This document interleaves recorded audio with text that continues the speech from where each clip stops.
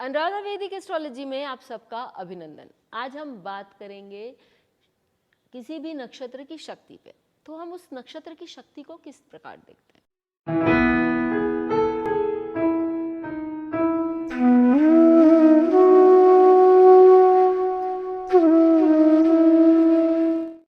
हर नक्षत्र की अपनी अपनी एक शक्ति होती है जो कि उसके लिए ही इम्पॉर्टेंट है या वहाँ बैठे ग्रह के लिए बहुत इम्पॉर्टेंट है। वो आपका जैसे डीएनए है या आपका इनेट नेचर, आपका जो एक खून में आपके वो है, तो वो उसको आप किस तरह से उपयोग करेंगे जीवन में, वो आपके लिए किस तरह का काम करता है और उससे आप जीवन को सही पथ पर किस तरह से ले जा सकते हैं, हम ये देखते हैं। तो सबसे पहले हम आज सद्भिष नक्षत्र के बारे में बात करते हैं। सद्भिष नक्षत्र की जो शक्ति है वो है बीज शाह।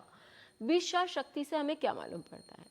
ये शक्ति हमें दूसरों को हील करने, क्योर करने की क्षमता देती है और साथ ही दूसरों की सहायता करने की क्षमता भी देती है। आप अपनी भी सहायता कर ही सकते हैं। जब हम दूसरों की सहायता करते हैं तो हमारी खुद की सहायता भी होती है, ये बात भी हम जानते हैं। तो बीज शक्ति हमें ये बताती है कि व्यक्ति जब अपने रिसोर्सेज, अपने संसाधन दूसरों की मदद करने में, दूसरों को हील करने में लगाता है तो वो व्यक्ति और भी ऊंचा उठता है, या उस वहाँ बैठा हुआ जो ग्रह है वो आपसे ये मांग करता है, डिमांड करता है कि आप ऐसा कुछ काम करें। यदि किसी का वहाँ गुरु बैठा हुआ है तो हम उसको कैसे पढ़ेंगे? तो यदि किसी का वहाँ गुरु बैठा हुआ है, गुरु किस किस का कारक है? धन का कारक है, वित्त का कारक है, मंत्रणा का कारक है, किसी को सुझाव देना, किसी को पढ़ाना। तो यदि वो व्यक्ति ये सारी चीज़ें अपने जीवन में लाता है, किसी को कोई फाइनेंशियल एडवाइस चाहिए और गुरु आपके अच्छे भावों का स्वामी होकर यहाँ बैठा है, तो आप उनको कोई अच्छा फाइनेंशियल एडवाइस भी दे सकते हैं। आप अपने बच्चों को सही दिशा दिखा सकते हैं।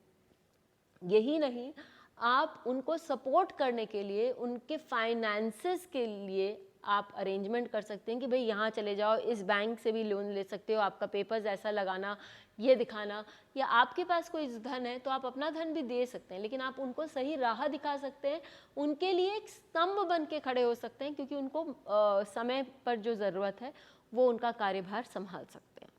यही चीज़ यदि आप जोनास सैल्क के चार्ट में देखें, आज के डेट में पोलियो एक ऐसी बीमारी है जो काली हम बोलते हैं कि एक समय में बहुत प्रेवेलेंट थी, बहुत अपनी प्रखर सीमा पे थी और बहुत सारे लोग इससे ग्रस्त होते थे, जिसके कारण वो चल नहीं पाते थे और अपंग हो जाते थे एक तरह से जीवन के लिए।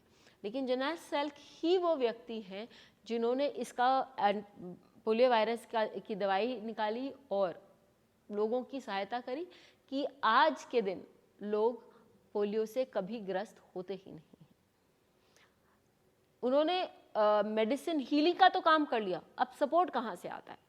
तो उन्होंने वैक्सीन के लिए, यदि वो चाहते तो बहुत करोड़ों डॉलर्स कमा सकते थे वैक्सीन को पेटेंट करा के, लेकिन उन्होंने पेटेंट नहीं कराया। उन्होंने कहा कि इससे सबकी मदद होगी तो ये सबके लिए अवेलेबल होना चाहिए, और यही हुआ। लोग इसको आराम से अपने अपने फैक्ट्रीज़ में, सभी देशवासी अलग अलग देशों में इन्होंने अपने अपने फैक्ट्रीज़ में बनाया और आज बहुत कम प्राइस में ये वैक्सीन लोगों के तक पहुंच गया और ये वैक्सीन लोगों तक कोने कोने तक पहुंचा। तो हम ये देख सकते हैं कि इससे इन्होंने सपोर्ट भी किया कि भाई मैं चाहता हूं कि ये वैक्सीन दूर दूर तक पहुंचे। और इसके साथ चंद्रमा के साथ राहु भी है जो उन्हें सोचने का अलग ढंग देता।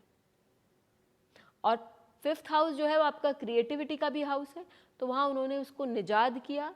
साथ ही ये दशम भाव से, चंद्रमा दशम भाव का स्वामी है जो इनका प्रोफेशन भी बताता है, to help and to support others.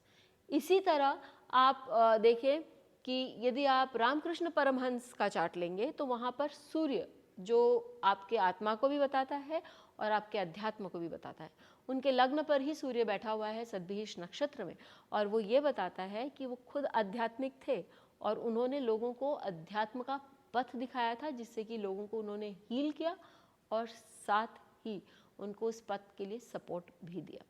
इसी तरह आप बता सकते हैं अलग अलग ग्रह कौन से भाव का स्वामी है, किस भाव में आके बैठा है, उससे हमें सब कुछ मालूम पड़ता है कि व्यक्ति किस दिशा में जा सकता है, उसकी कॉलिंग क्या है, और लाइफ में सक्सेसफुल होने के लिए, सुखी और खुश होने के लिए व्यक्ति को क्या काम करना चाहिए।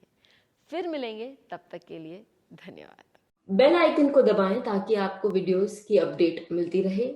हमारे वीडियोस को लाइक करें, शेयर करें, उन पर कमेंट करें और हमारे चैनल को सब्सक्राइब करना न भूलें।